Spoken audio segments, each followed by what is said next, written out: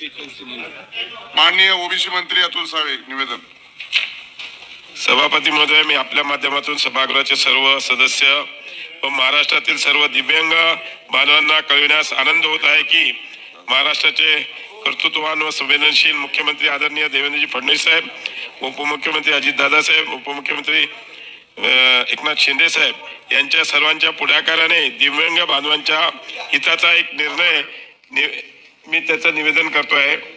थोडक्यात करा एक 4 ओळी त्याचे सामाजिक न्याय आणि विशेष सहाय्य विभागांतर्गत राज्य पुरस्कृत संजय गांधी निराधार अनुदान योजना व श्रवणबाळ सेवा राज्य निवृत्ती वेतन योजना आणि केंद्र पुरस्कृत इंदिरा गांधी राष्ट्रीय दिव्यांग निवृत्त वेतन योजना या योजनेचे राबविण्यात येत आहे।